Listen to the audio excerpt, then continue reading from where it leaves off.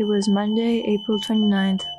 It was 5 o'clock in the morning when I heard my dog barking.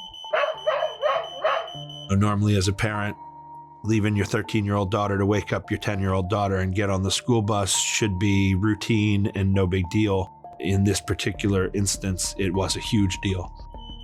Well, after she started barking, I started hearing the smoke alarm, so thought my grandma was cooking early in the morning. She likes doing that. Sometimes she prepares for things. So I thought she was cooking something and it burned or something.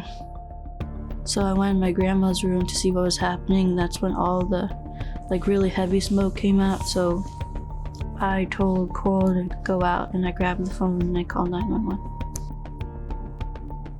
When I saw Marcela go out, the hallway light was still on and it woke me up. So I got up and I saw her and she opened our grandma's door and there was smoke, so she told me to get out. And when I was outside, saw her come out with the Apple phone and our dog. I was flying home from Buenos Aires. My phone was off. Pretty much, I think when the fire started, I was at about 10,000 feet. We were starting our descent. I knew if I panicked that I probably wouldn't have gotten out. I made it through customs. You have to have your phone off in that whole process. Turned it on to get a message from a neighbor asking me,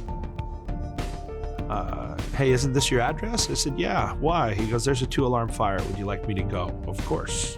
I didn't see the fire until after we got out of the house.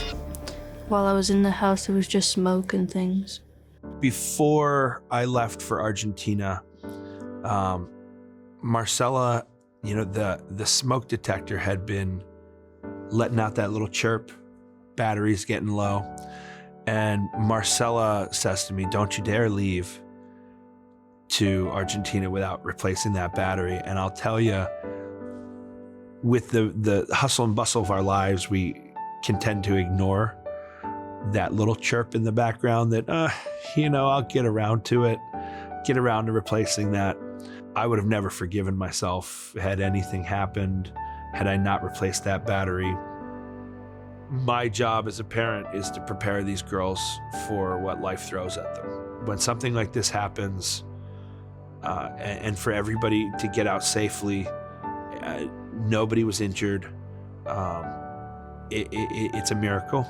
I can't express my gratitude to the universe for, my girls' safety, but also all the people that helped make this whole process possible.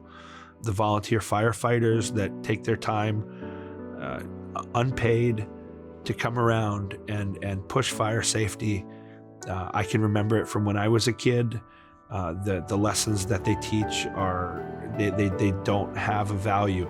It's the most valuable thing in the world, because when you think about your family's well-being being on the line, there's just no price.